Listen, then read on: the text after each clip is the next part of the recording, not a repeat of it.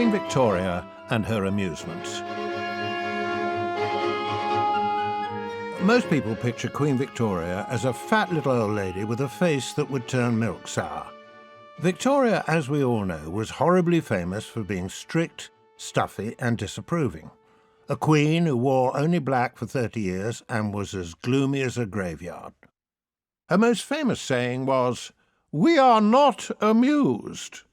But in fact, she was often amused. For instance, she had Albert's potty cleaned every day, even though he was dead. She often went out in disguise, and she once let an African chief wear her lace cap. Victoria ruled England for a record-breaking 63 years. In that time, the world changed out of all recognition. Chapter 1. We Are Young. In 1819, a coach rattled its way through Germany on its way to France. The driver was in a hurry. Inside, his heavily pregnant wife bounced around on the bumpy road and wished the journey would end. The driver was the Duke of Kent, and his wife, the Duchess, was carrying a child. A gypsy had foretold that one day the baby would become Queen of England. At the time, the prediction didn't seem very likely, but the Duke wasn't taking any chances. He wanted his baby to be born in England, not somewhere on the road to Calais. The parents made it home, and the baby was born on the 24th of May at Kensington Palace. Her grandmother called her the Mayflower, but Victoria wouldn't have won any beautiful baby contests. Baby Vicky was a bit of a podge, but then she took after her royal family in that respect. Vicky was only 5th in line to the throne, yet, as it turned out, fate handed her the crown on a silver plate. None of her royal uncles produced a child who could be heir to the throne. Next in the pecking order came Vicky's dad, and when he died, that left Victoria's bottom the most likely to sit on the throne.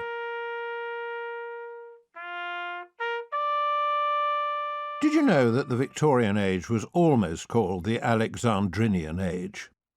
Victoria's christening took place at Kensington Palace.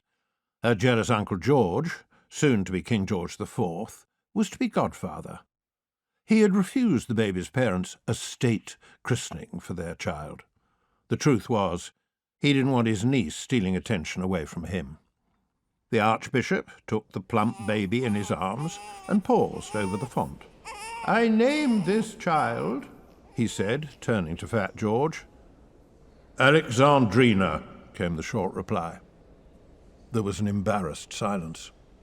Nervously, the father suggested Charlotte and Augusta. George turned them down flat. "Elizabeth?" A shake of the head. Fat George didn't want his godchild bearing any of the traditional royal names. The baby's mother, the Duchess of Kent, burst into tears. Glaring at her, Fat George mumbled, "Give her the mother's name also, then." So, in the middle of a seething family row, the baby was finally baptized Alexandrina Victoria. As a girl, she'd be known as Little Drina, but Victoria was the name she later took. So, the Victorian age got its name on the whim of a plump, grumpy uncle. What kind of world did little Drina grow up in? For a start, the monarchy was in a bad way. Fat George IV became king in 1820, but his subjects were more likely to jeer than cheer when he was seen out in his carriage. More importantly, Victoria was born at a crossroads in history, when rural England was being replaced by a new world of machines and factories. The Industrial Revolution was sweeping Britain and reshaping the landscape, not always for the better. But change was in the air and new inventions were making their mark. The first toilet, called a WC, or water closet, was on the market, though most families still used a bucket. Parts of London were lit by gas lights. New roads meant that mail coaches could travel at a breathtaking 16 to 19 kilometres per hour. Baby Victoria was one of the first to be vaccinated against smallpox. Meanwhile, in the slums of London and the north, poor children went on dying of smallpox and other dire diseases like cholera and dysentery. But who cared about them? Little Drina didn't meet any poor people. Her childhood was filled with dolls, pets, and taking tea with Mamma. In later life, Victoria was fond of saying that she'd had a sad, dull childhood. But it's hard to see what she had to grumble about. Victoria's papa, the Duke of York, died the year after little Drina was born. With only a nurse and her doting Mamma to look after her, Victoria was spoilt rotten. Everyone worshipped the poor little fatherless child, and Victoria took full advantage. Screaming fits and tantrums regularly exploded in the nursery. Once, one of her playmates, Lady Jane Elliot, had the nerve to play with Vicky's toys. Victoria fixed her with an icy glare and said, "You must not touch those, they're mine. And I may call you Jane, but you must not call me Victoria." Eventually, Victoria got a new governess, called Louise Lazen, who set about trying to impose some discipline on the spoilt princess.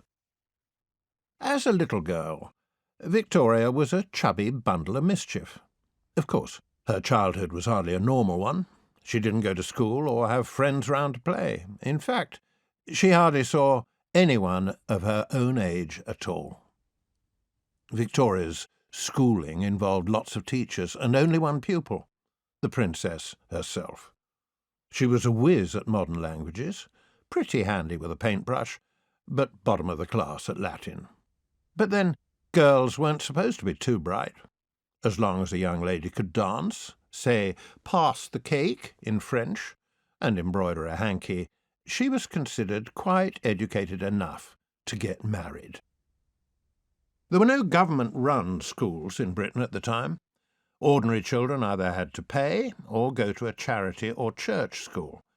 Ragged schools provided free basic schooling, clothing and food for thousands of poor children. There was no talking in class, and teachers were allowed to hit children. In fact, some of them thought it was their duty. It's thanks to Victoria that you go to school today. The Victorians recognised the need for properly run schools for all children, though it wasn't until 1880 that it became law for all 5 to 10-year-olds to attend. From an early age, Victoria kept her own diary.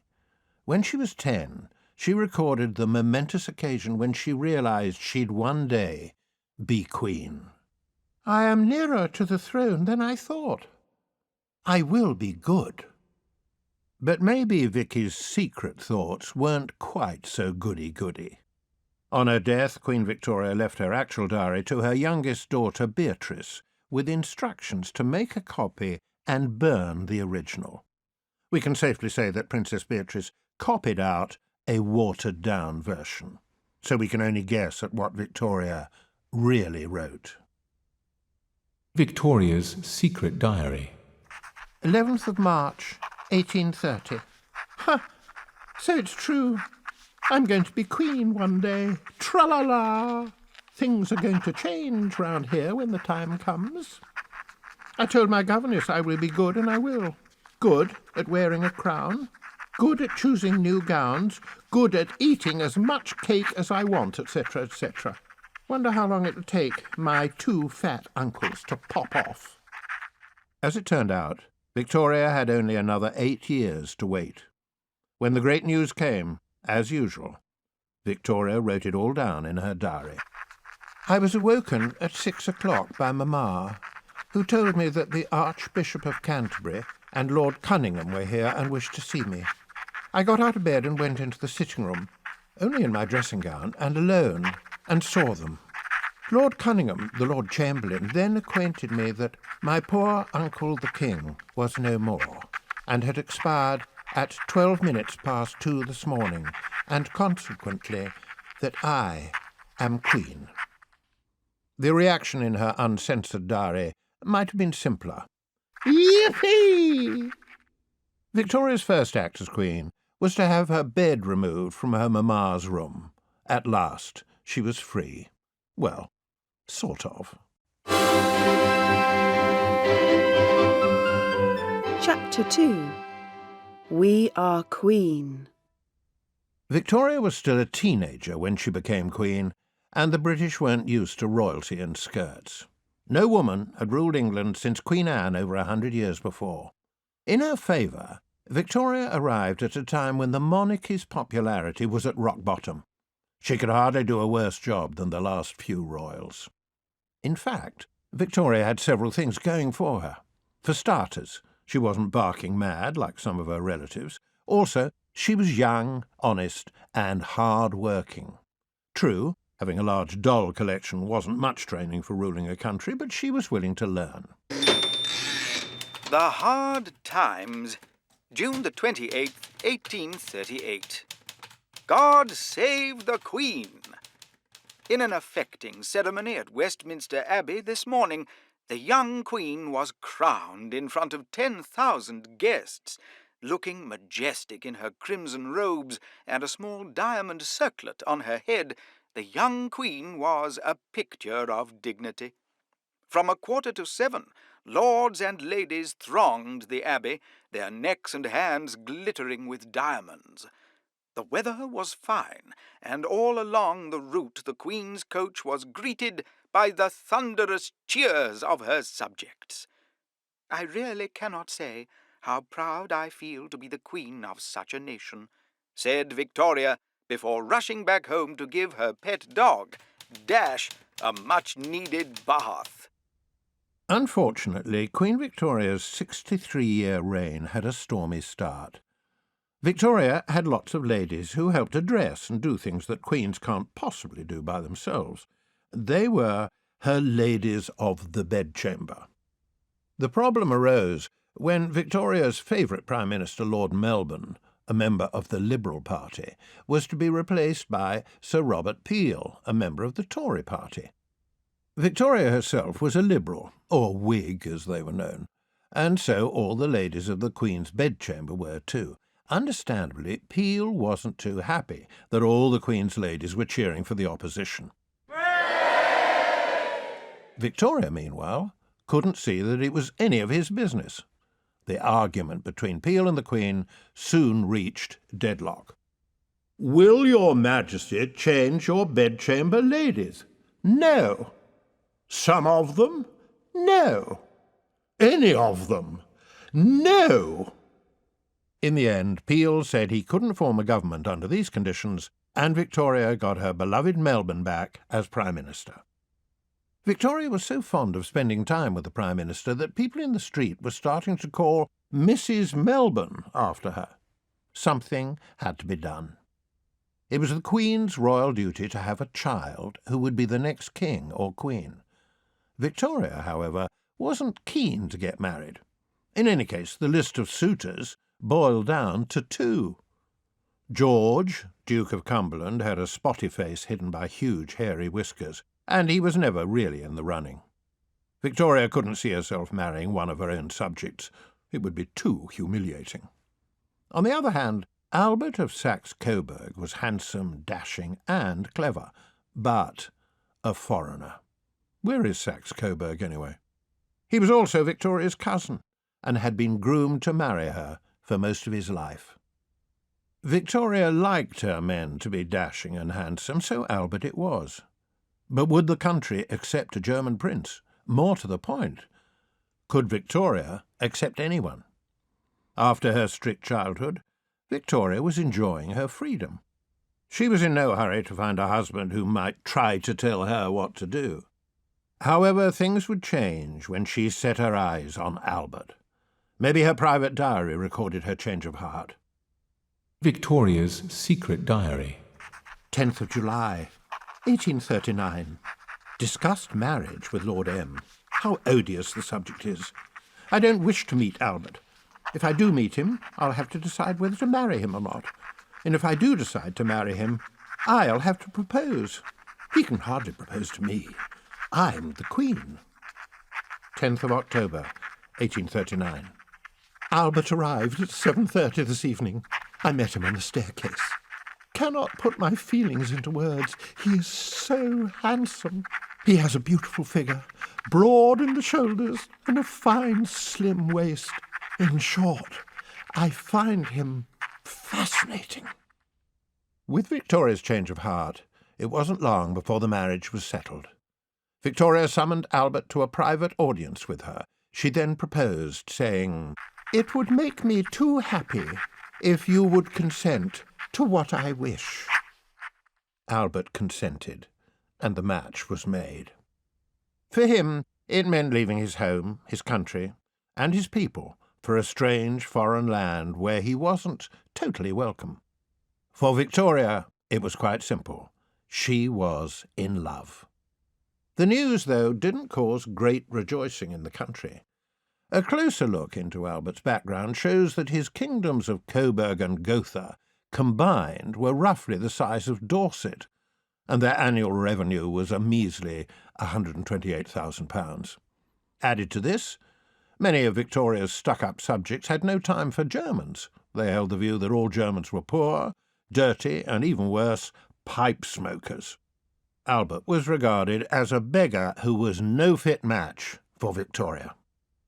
Victoria was used to getting her way, and it was clear she was going to wear the trousers in the marriage. However, Albert was no pet poodle. The Hard Times, February the 10th, 1840. The young Queen married Prince Albert at St. James's Palace today. Thousands gathered on the route to see the bride. The Queen looked a vision of splendour in a white satin dress and diamond necklace. Prince Albert wore the uniform of a British field marshal. Let's hope he gave it back after the service. The wedding cake weighed 300 pounds and was 9 feet wide. It needs to be big, since pieces will be sent all over the world. Guests were surprised to hear Victoria promised to obey her husband during the marriage vows. Bets are being taken on how long that will last. Victoria was delighted with married life. Albert and Victoria settled down to a family life of perfect contentment, most of the time. Albert!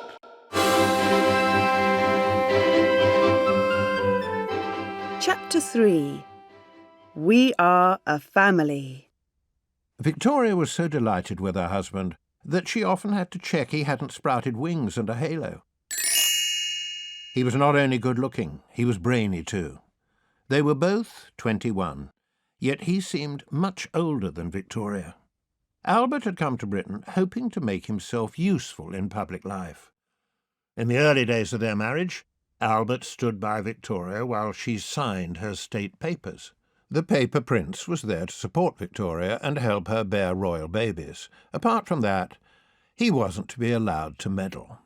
Although Victoria insisted Albert be given the title Prince Consort, Parliament decreed he was to have no power in politics, no rank in the army, and no place in the House of Lords.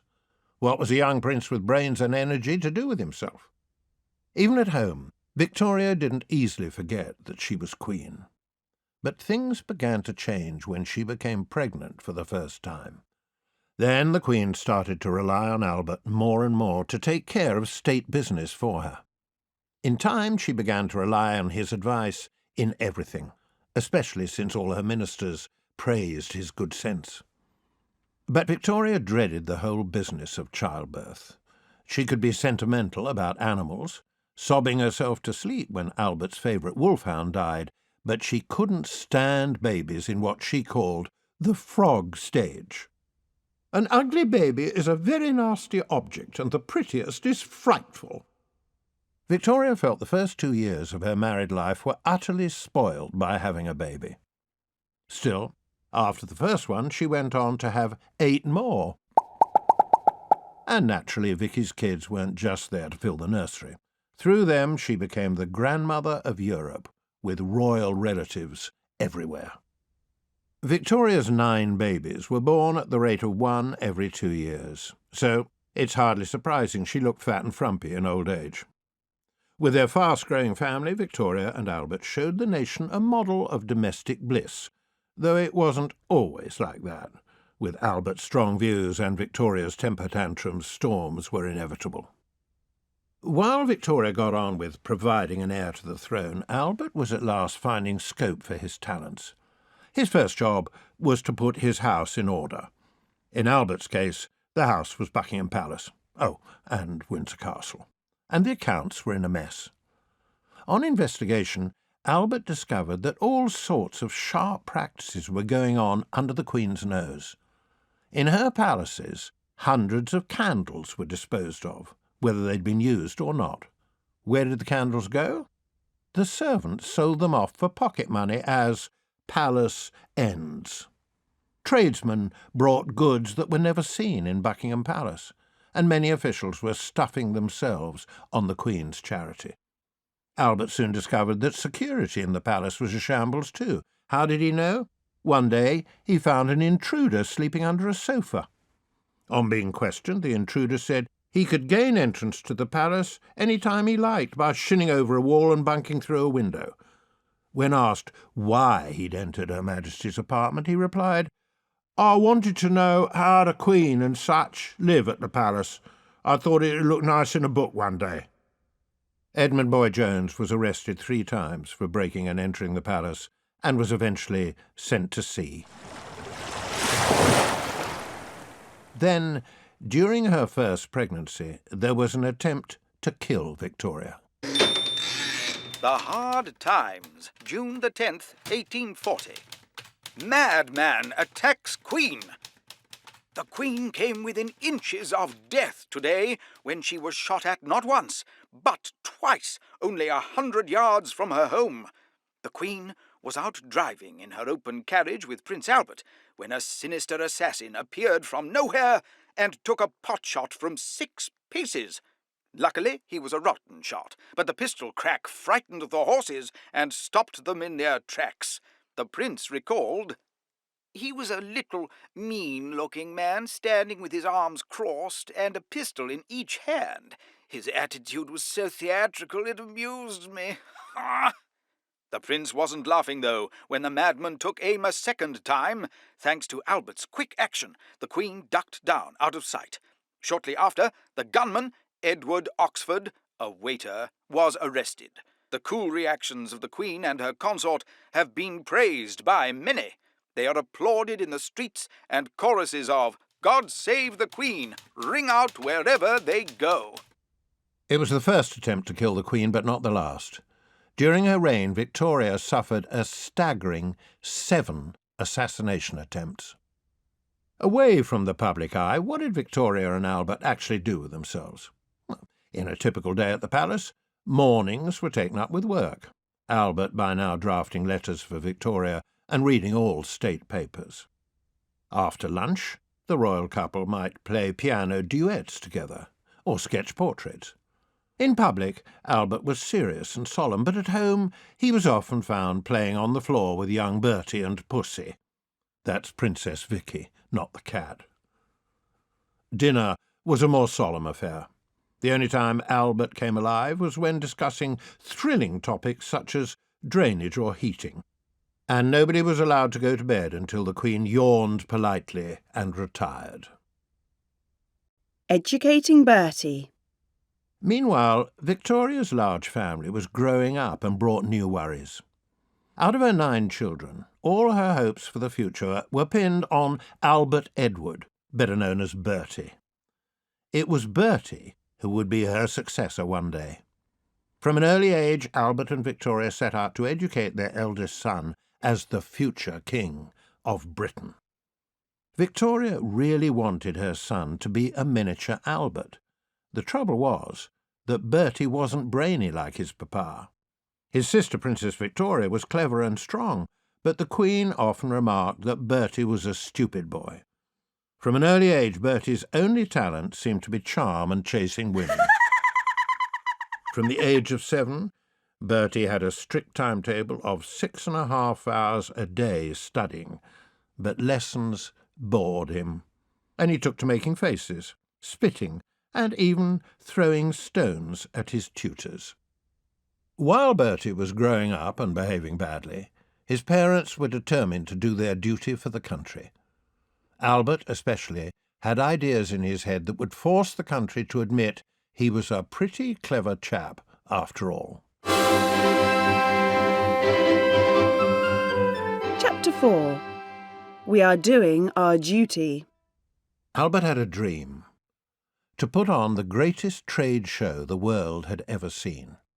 It would be a giant shop window for British arts, crafts, and industries. Not only that, it would provide a stage for the best exhibits from all over the world.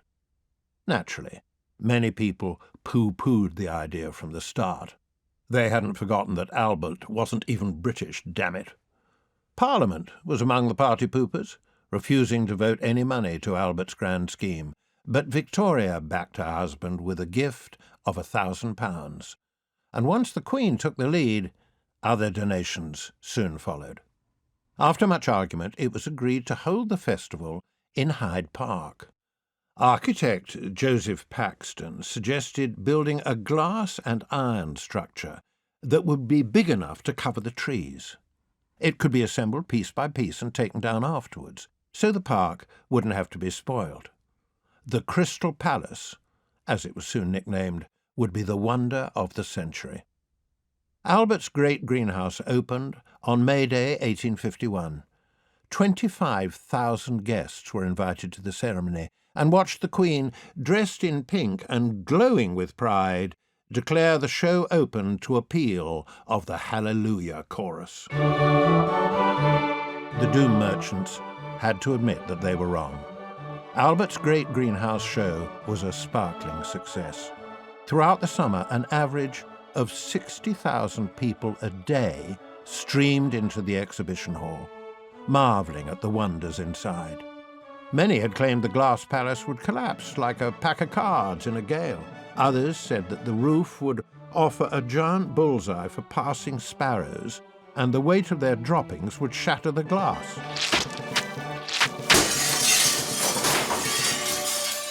Yet in the end, the sun shone on the opening day, and Victoria rode in her carriage through streets packed with cheering people. Marvels spotted at the Great Exhibition included a model of Liverpool docks, a garden seat made out of coal, champagne made from rhubarb, a printing machine that could print 5,000 copies of the Illustrated London News in an hour, a medal-making machine much admired by the Queen, a sportsman's knife made in Sheffield with 80 useful blades and devices, engraved with useful pictures of Windsor Castle and other royal homes, and a giant diamond called the Koh-i-Noor. The Queen was so pleased with the Great Exhibition that she visited almost every day. In all, 6 million visitors came. That was 1 in 3 of the population of England and Wales. The new railways brought people from the north who had never seen a train before, let alone set eyes on London. The papers predicted that riots would break out in the streets if the exhibition let in stinky, poor people. As it turned out, no one even pinched a tulip from the park. The sight of the working class behaving as well as their betters was hailed as the greatest marvel of all. The stinky poor. In 1800, the population of Britain was 15.5 million. By 1851, that number had almost doubled. In 1800, most people lived and worked in the countryside. By 1850, millions had moved into the towns and cities looking for work. Britain's industrial revolution was built on coal, machinery, and cheap labour. In the cities, poor families were crammed into dirty slums. In parts of London, as many as 40 people lived in one terraced house, and they were the lucky ones.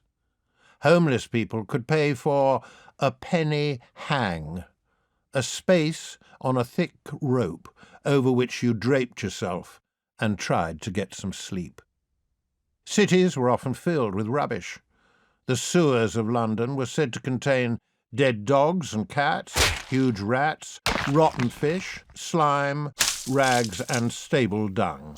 Sometimes the sewage seeped into the rivers. Things reached a whiffy peak in the long hot summer of 1858. It's now remembered as the year of the Great Stink. The stench from the Thames got so bad that many MPs were sick. Parliament had to be closed, and eventually a group of MPs suggested a fund to raise money for a new drainage system under London. Wigs and big hats. Much of Victoria's daily routine was taken up by politics and meeting with her Prime Minister. Victorian politics was fought between two parties: Whigs, who backed Parliament's power over the Queen's, and Tories, who were pro-royalty and the upper class. A third party also emerged late in Victoria's reign, the Labour Party, representing the working people. But at first, they only had one MP. His name was Keir Hardie, and to show his working-class roots, he turned up at Parliament in a dirty working suit and cloth cap, and was followed by a noisy brass band. The two great political giants of Victoria's reign were as different as chalk and cheese. Gladstone and Disraeli frequently clashed in Parliament, where cool, debonair Dizzy had the advantage over his irritable opponent. Victoria thought Gladstone was a total crackpot. He always made the mistake of lecturing the Queen rather than flattering her. In contrast, Disraeli was one of the most flamboyant prime ministers Britain has ever had. The son of a Spanish Jew, Disraeli was baptized a Christian as a boy. He was a complete outsider in an age where most MPs were blue-blooded Englishmen, and his weapons were his wit and his charm. Although Victoria at first thought he was a bounder, she grew to like him. He knew the best way of pleasing the Queen, by crawling to her shamelessly. Travelling first class. Away from politics, Victoria spent much of her time moving between her various homes at Buckingham Palace, Windsor Castle, Balmoral in Scotland, and Osborne House on the Isle of Wight. Travelling from London to Scotland could have been a long, uncomfortable business, but luckily for Victoria, train travel had arrived by the beginning of her reign. A 4-day coach journey from London to York took only 12 hours by train. The first public steam railway line opened in 1825, and by the 1840s, even Victoria was letting the train take the strain. Victoria, of course, had her own private carriage, upholstered in royal blue silk, with padded walls and ceiling to deaden the noise and vibration. Albert and Victoria even had 2 brass beds in their carriage so that they could snooze their way through the journey. Life was very different for servants who travelled in third class. They were lucky to get a seat on a wooden bench, and the sides of the coach were so low that passengers often fell out on the journey. What Victoria and Albert liked more than anything else was a quiet home life. Victorians thought of their home as their castle, and Victoria was no exception. Well, her home was a castle. She had no idea that her happiness with Albert wasn't going to last. Chapter 5. We are in mourning. When Prince Albert died of typhoid fever as a result of rotten drains at Windsor Castle, he was only 42. His death was a great shock to everyone, especially Victoria. Without her dear Albert, Victoria felt that her life was over. This posed a bit of a problem, since she also was only 42, and in fact still had half her life in front of her. It was natural that Victoria should miss Albert. She'd loved him dearly and had come to depend on his advice in everything. However, Victoria wasn't planning on a year or two of mourning. She was planning on a lifetime. Not only that, She expected the whole country to mourn with her. Albert was buried at Frogmore on the Windsor estate. A marble statue of the prince was carved on top of his tomb. Victoria would visit often and spend hours there gazing on his beloved features, longing for the day when she could join him. She wore black for the rest of her days. Her ministers and servants also had to wear black, and the nation followed their lead.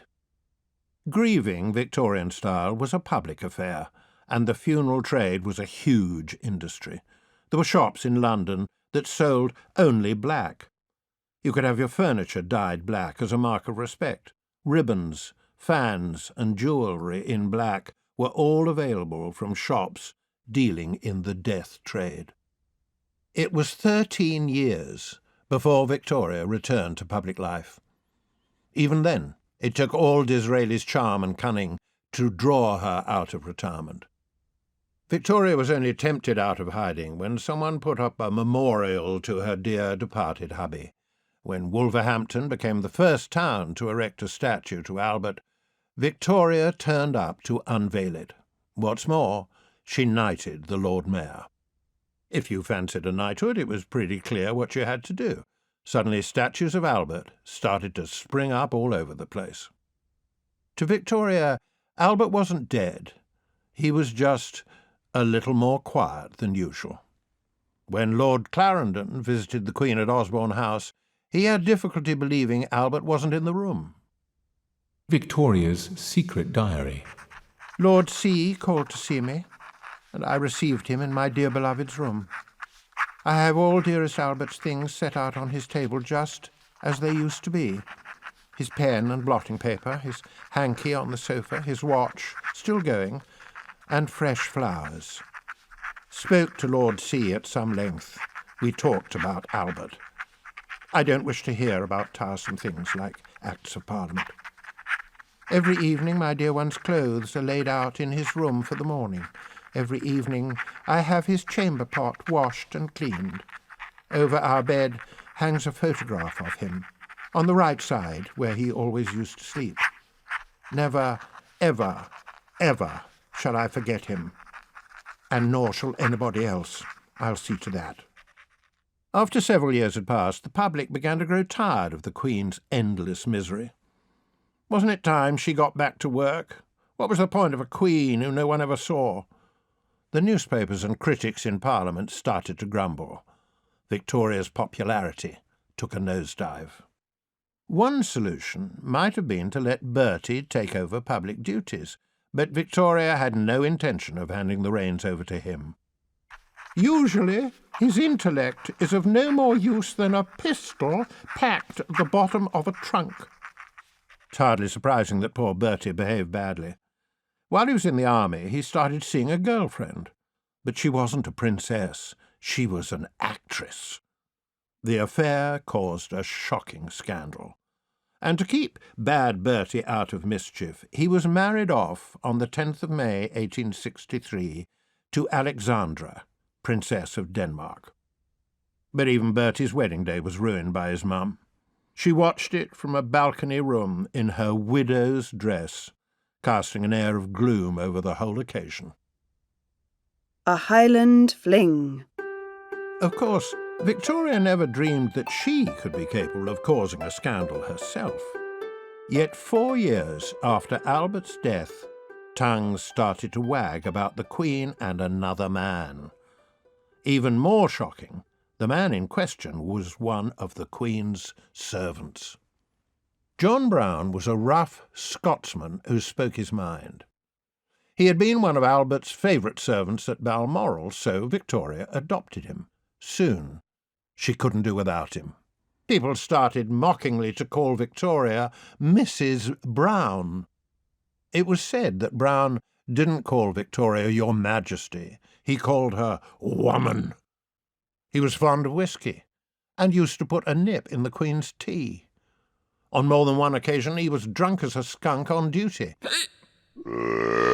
But Victoria pretended not to notice. Victoria's children couldn't stand her Highland servant, and after his mother died, Bertie took personal pleasure in going round Windsor and smashing every bust of John Brown he could lay his hands on.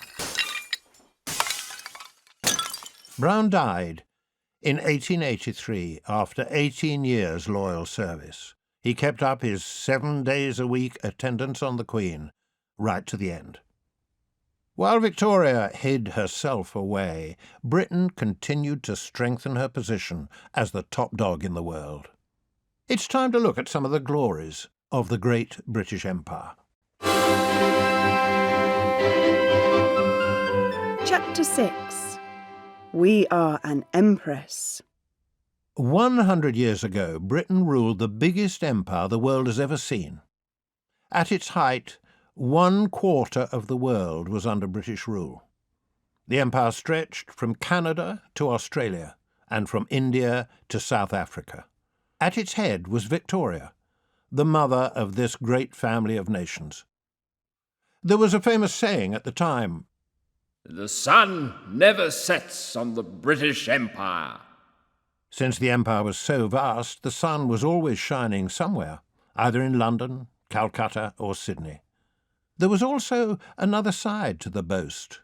The British firmly believed that their glorious empire would last forever.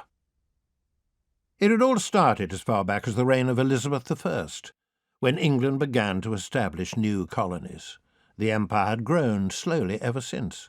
Not that Britain ever set out to conquer the world. The real prize was trade and wealth. By grabbing countries like India, Britain got rich from trading their goods. During the 19th century, the greedy European powers set about slicing the world into pieces like a giant cake, and Britain managed to grab the biggest slices. Because she had the largest navy and controlled the trade routes at sea. The Great Comeback.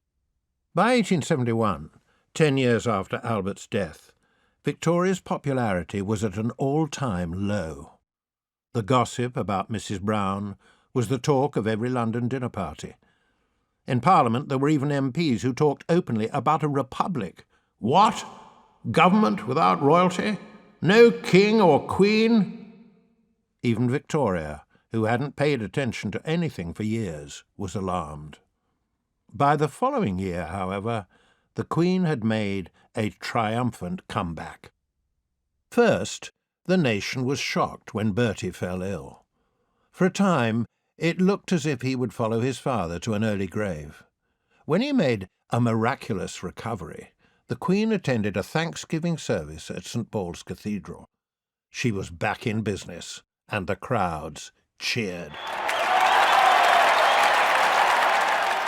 All it needed was another assassination attempt for Victoria's popularity to be fully restored, and as if on cue, a pistol-waving maniac attacked her 2 days later and got flattened by Big John Brown. No one cared that the pistol wasn't loaded. The Queen's return to public life was helped by Disraeli, her pet Prime Minister. By 1876, the Queen had agreed to open Parliament again. In exchange, Dizzy got her a new title, Empress of India. The crown of India was a bauble Victoria prized.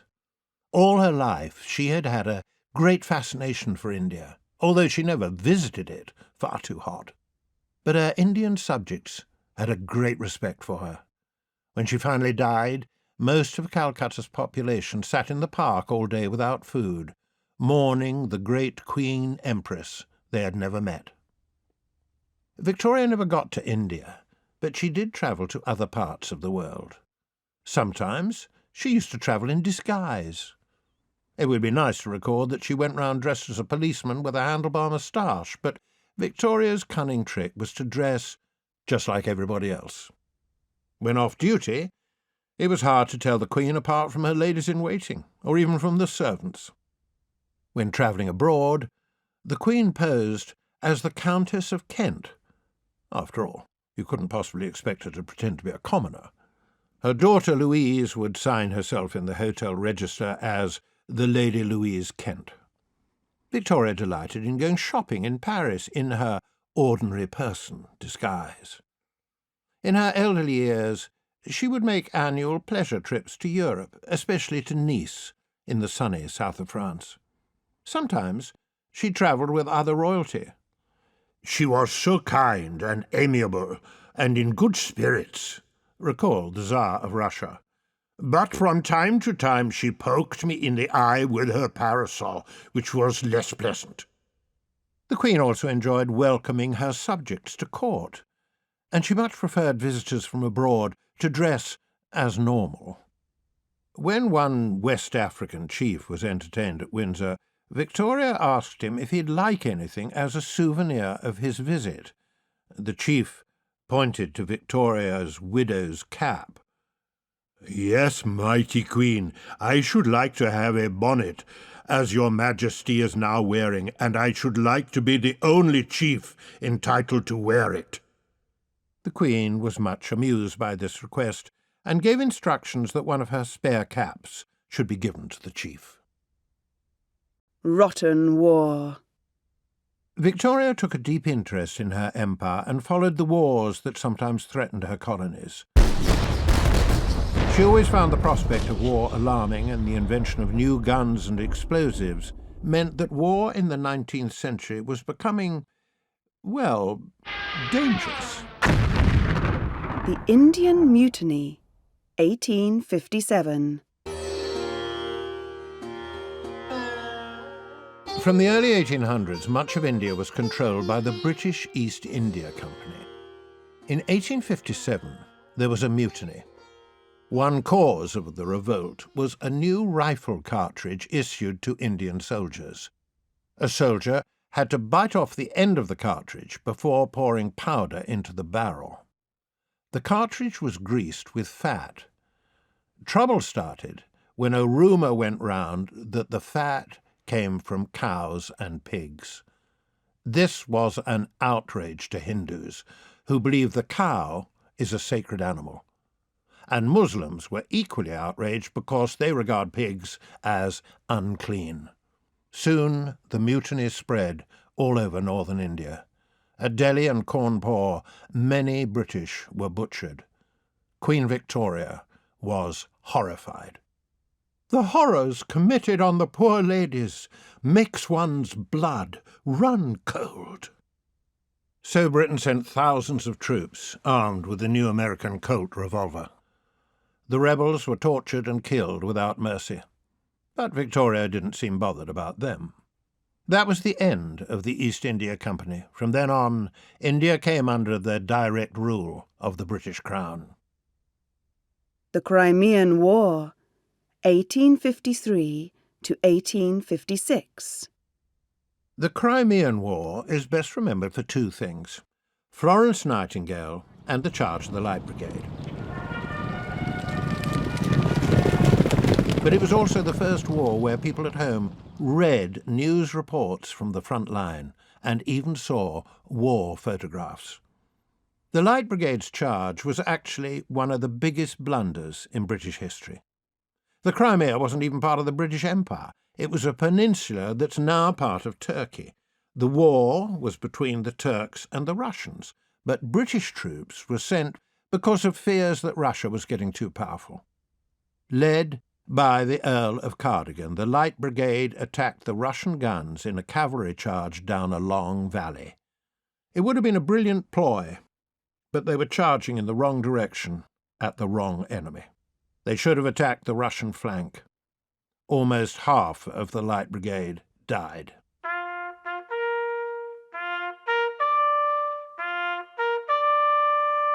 In Victoria's day, a woman's role was to sit at home and be ladylike.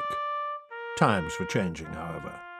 And when Florence Nightingale heard that soldiers in the Crimea had no hospitals or doctors, she packed her lamp and went to help, taking 38 nurses with her. The wounded soldiers regarded Florence as an angel and nicknamed her the Lady of the Lamp. The Boa War, 1899 to 1902. The Boers were farmers who resented Britain adding South Africa to its empire collection. For one thing, it was their land. For another, Gold and diamonds had recently been discovered in the region. Britain sent a massive army to teach the upstart Boers a lesson, but they fought back using guerrilla tactics. Victoria herself took a keen interest in the Boa War. At Christmas 1899, she decided to send her loyal troops a present. Nearly 100,000 bars of the new treat called chocolate were shipped out to the soldiers. Eventually, the British beat the Boers through sheer weight of numbers. But even after the worst disasters, Victoria said, "We are not interested in the possibilities of defeat. They do not exist." Whether Britain was fighting the Boers or the Russians, Victoria embodied the fighting spirit of the nation. She was the first monarch to present medals to her soldiers in person. And Victoria thought nothing of touching the hand of a common soldier. She even invented a new medal for outstanding bravery, the Victoria Cross. As the Queen grew old and wobbly on her legs, Britain continued to be great. Whether it was writing novels, building ships, or making scientific discoveries, the glorious Victorians led the world. Chapter 7. We are proud. Victoria's reign lasted from almost the beginning of the 19th century to the end. It was a century of great change and invention. Victoria saw the first train rides and the first bicycles. She saw ships change from wood and sail to iron and steam. She even saw the first car, although she thought it would never catch on. Britain didn't just rule the biggest empire in the world. The British also liked to think they led the world in science, industry, art and literature. At the beginning of her reign, Victoria would have gone to bed by candlelight, but by the end she could read by the marvel of the electric light. Before the 1820s, getting a spark to light a fire or a pipe was a slow business involving a tinder box. Then English chemist John Walker was struck with a surefire idea, a light on a stick. The first matches were nicknamed Lucifers.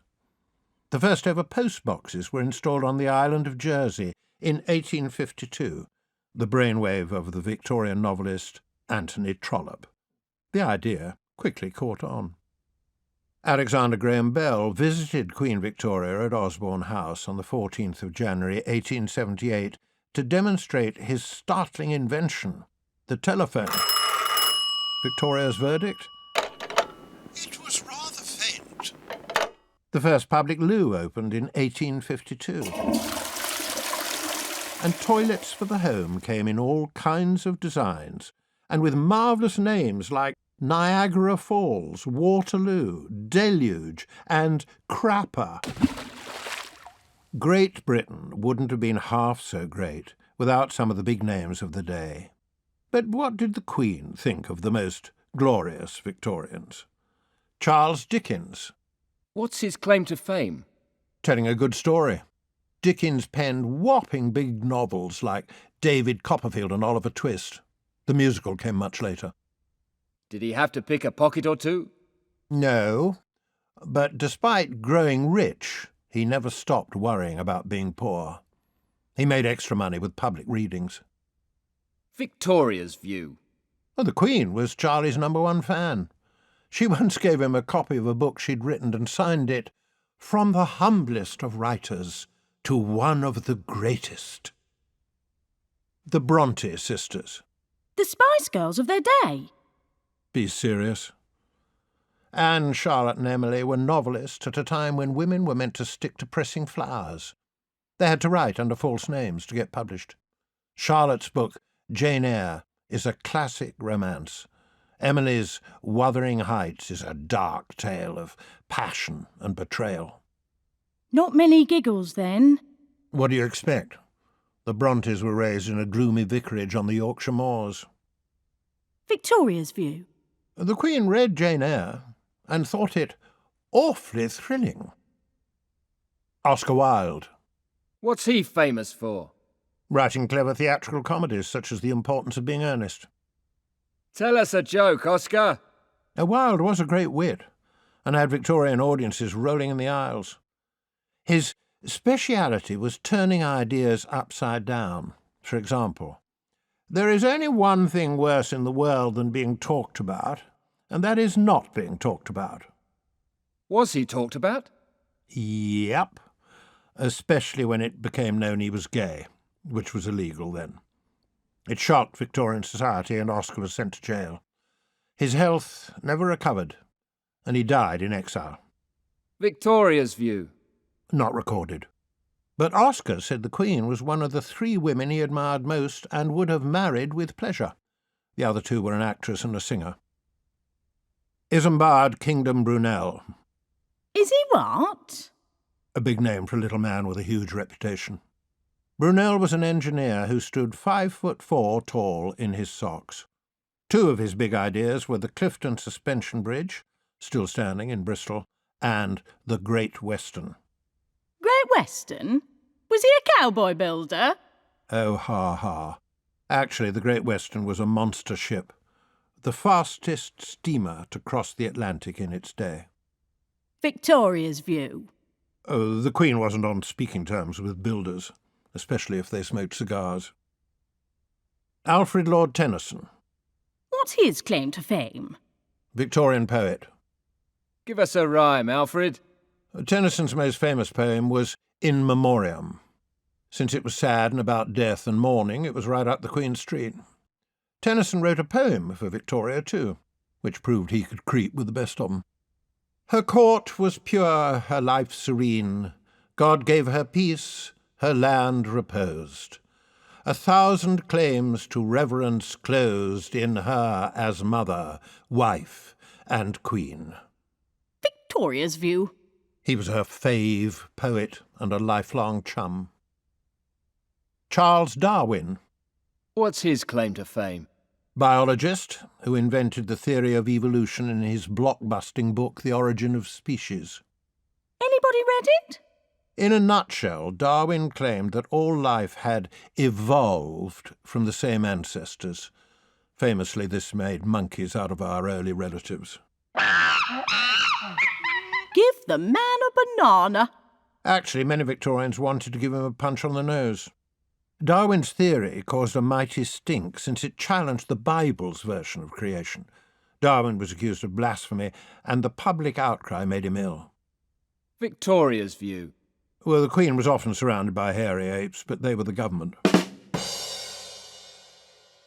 So, if you had to choose, who was the most glorious Victorian of them all? No contest. Send me victorious.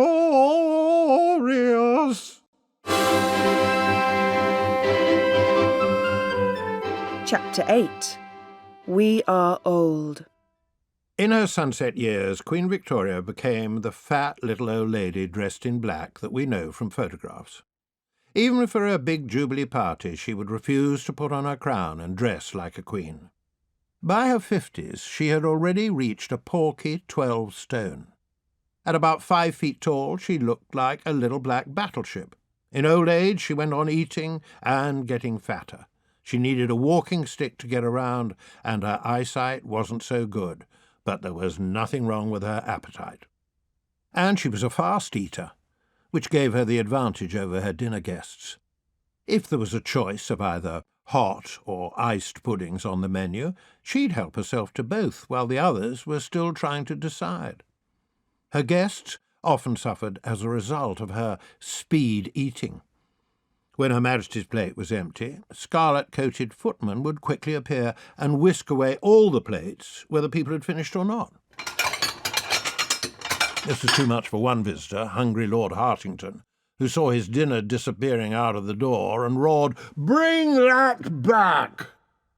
At the banquet for Victoria's coronation in 1837, 570 guests chewed their way through 200 tureens of turtle soup, 45 dishes of shellfish, 2 barons of beef, 10 sirloins, rumps and ribs of beef, 50 boiled turkeys and oysters, 80 pheasants, 60 pigeon pies, 45 hams, 140 jellies, 200 ice creams, 40 dishes of tarts, 100 pineapples, and more. Meanwhile, for poor people, In the workhouse there was only ever one thing on the menu, a porridge called gruel. It was made from ground oatmeal and served as thinly as possible. But never mind about them. Victoria had a party to plan. As the 50th birthday of her reign approached, Victoria was as popular as she'd ever been. The years of hiding after Albert's death were forgotten, and Victorians were queuing up to sing the praises of their queen. 50 years on the throne was not something to be sniffed at, especially for those who remembered the bad old days of the monarchy before Victoria. Plans for the great Jubilee party were soon drawn up, and Jubilee souvenirs started selling like hotcakes. The Hard Times, June the 21st, 1887. God bless her! When the great day of her golden jubilee came, Queen Victoria did it her own way, as she has done for the last 50 years. No glass coach, no robes of state, no crowns and sceptres. Just a small figure dressed in a black dress and bonnet, surrounded by no less than 32 princes of Europe. There she was, a little old lady coming to church to thank God for the long years in which she has ruled her people, said one eyewitness. It said the Queen wept at the start of the day, perhaps overcome with the occasion. Crowds thronged the streets on the way to Westminster Abbey, and the cheering and applause was thunderous. After the service, the royals filed past the Queen. Typically, she stepped forward and embraced each of them in turn. What dignity! What majesty! What a pity about that hat!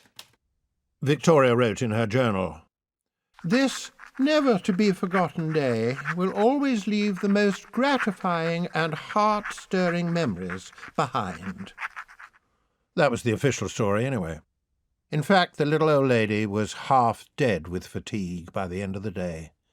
And the next day, the celebration started all over again. Maybe Victoria's real feelings were less gratifying than she pretended. Victoria's secret diary. 21st June 1887. Warned Archbishop of Canterbury to keep the service short. You've simply no idea how hot it can get wearing umpteen layers of silk undies. Sat by myself, missing Albert terribly. Poor me left to face this day all alone. Back at the palace, endless telegrams of congratulations to be read. Salutes to be taken from bands marching past. Wheeled to my room where I watched the illuminations till I dropped off to sleep. 22nd of June. To Hyde Park for a party for 26,000 schoolchildren. Each child got a bun, a glass of milk and a mug with my face on it. The royal mug, one might say. Children sang, "God Save the Queen." Quite out of tune, if you ask me. Finally, a balloon was released and floated into the sky. I'm told one little urchin said, "Oh, look, there's the Queen going up to heaven." How I wish. Back to Windsor. More speeches, more bands, more crowds. Where will it all end? Fell asleep, exhausted. Bad Bertie. All grown up and nothing to do. Gangan, as Victoria's grandchildren called her, was entering her 70s. Meanwhile, Bertie was an ageing, plump playboy with nothing better to do than bet on racehorses and chase women. The small matter of having a wife didn't stop him. Victoria hated the thought of Bertie becoming king, but she had to face facts. She couldn't go on forever. One thing she'd always enjoyed was a good funeral, and she knew it wouldn't be long before her own. Chapter 9. We Are Departed. Queen Victoria still had one last hooray left. On the 22nd of June, 1897, she celebrated her Diamond Jubilee. It was a record-breaking occasion. She'd spent 60 years on the throne. That meant She'd reigned longer than any other British monarch in history, and the Diamond Jubilee was a celebration of the glorious British Empire. The Hard Times, June the 22nd, 1897. Every inch a queen. They came from every corner of the empire to wish her well. Canadian Mounties, Jamaican artillery, giant Maoris, troops from New Zealand, China, South Africa, and the magnificent bearded lancers of the Indian Empire. The procession stretched as far as the eye could see. At the back was a carriage drawn by 8 cream-coloured horses. Through a storm of waving hankies, past thousands of eager faces, and wave upon wave of cheers, came Queen Victoria. So very quiet, so very grave, so very punctual, so unmistakably and every inch a queen, as one eyewitness put it. The service at St. Paul's was kept short, out of respect for the Queen's age and poor health. Afterwards, even the Archbishop of Canterbury got carried away with the occasion and called for 3 cheers for the Queen. The echo could have been heard by Nelson in Trafalgar Square. Earlier, Victoria had pressed a button and sent a personal message to her subjects. "From my heart, I thank my beloved people. May God bless them."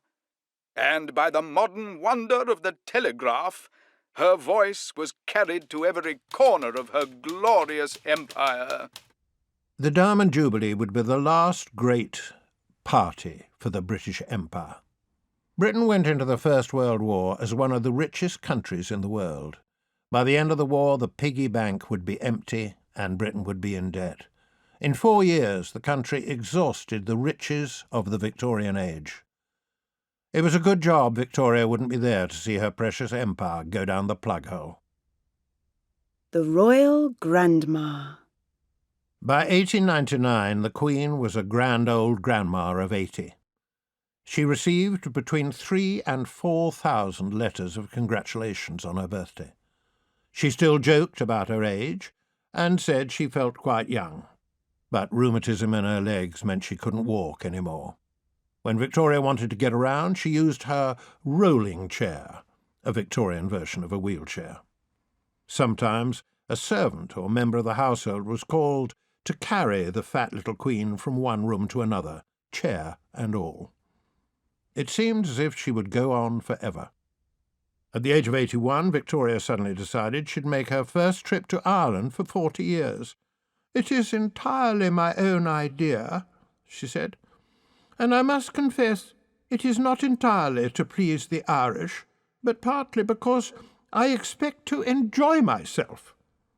Despite the history of troubles between Britain and Ireland, Queen Victoria got a surprisingly warm welcome.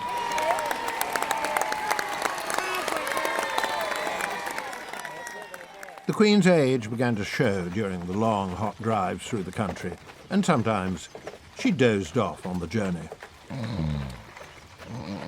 This posed a tricky problem when a crowd of villagers was waiting to cheer the Queen. Ponsonby, her assistant private secretary, got into the habit of digging his spurs into his horse to make it jump and whinny. The noise acted as an alarm call, either waking the dozy Queen or alerting Princess Beatrice to give her mother a dig in the royal ribs. The new century dawned with the Queen in her 82nd year. The end was near. The old clock was at last running down. Death was in the air wherever Victoria looked. In July 1900, her second son, Alfie, died of cancer, and in Germany her eldest and favourite daughter was also dying. On Sunday, January the 13th, 1901, Victoria made her last entry in her famous diary. It wasn't exactly dramatic stuff. "Had a fair night. It was a little wakeful. Got up earlier and had some milk. Out before 1 in the garden chair. Rested a little. Had some food and took a short drive." She had kept the diary for 70 years, from her sad, dull childhood, through to her Diamond Jubilee and the new century. Now, in the last days of her life, it came to a sudden stop. Victoria went quickly downhill, and the family gathered at her bedside. On the 21st of January, Bertie went to see his mother. After he'd left the room, her doctor, Sir James Reed, stayed at her bedside. He was a bit surprised when the Queen kept kissing his hand. Victoria evidently didn't realise that Bertie had gone and thought she was kissing her son's hand. Perhaps she was thinking about all the time she'd made his life a rotten misery. The next day, Victoria faded fast. Like a great three-decker ship sinking, as one of her family said. She died in the arms of her grandson, Kaiser Wilhelm of Germany, who not long after would start the First World War. What were Victoria's last words? Some say they were, "Oh, Albert." After 40 years of mourning, she was, no doubt, anxious to join him in heaven. It was time for the funeral, and Victoria had some pretty odd ideas about that too. She had dressed in black for 40 years, but for her funeral she decided on a change. The Hard Times, February the 1st, 1901. A white funeral for the Queen. Queen Victoria was buried today in the white funeral she'd planned for herself. The dead Queen wore her wedding veil for the occasion. It even snowed to make the day complete. The Queen had requested a military funeral, her coffin lying on a gun carriage. However, this backfired when the procession ran into a slight hitch. As the coffin was being pulled up the hill to Windsor Castle, the horses bucked and broke their harnesses. The rest of the procession went up the hill, unaware that they'd left Victoria's body behind. It looked like a royal disaster until the Navy stepped in to save the day. They got the King's permission to drag the gun carriage up the hill by rope. Victoria was buried side by side with her beloved Albert. They're together again at last. It was the end of an era, the close of the Victorian age. Victoria, for all her pig-headedness and stuffiness, had been a legend in her own lifetime. She was the mother of the empire, the Empress Queen who ruled over a quarter of the world's population. No mean achievement for a little old lady who wore a widow's cap instead of a crown. In the end, Victoria stood for everything both good and bad about the Victorian age. Strength, tradition, a stubborn will, and an unswerving belief in Britain's greatness. Bertie, or Edward VII, as he now became, would be different. Nicknamed Edward the Caresser, Bertie, with his whiskers, hunting dog, and strong whiff of cigar smoke, was ready to usher in a new era, the racy, fashionable Edwardian age. And, at long last, his interfering old mother wasn't there to stop him. "Bertie, put that cigar out!"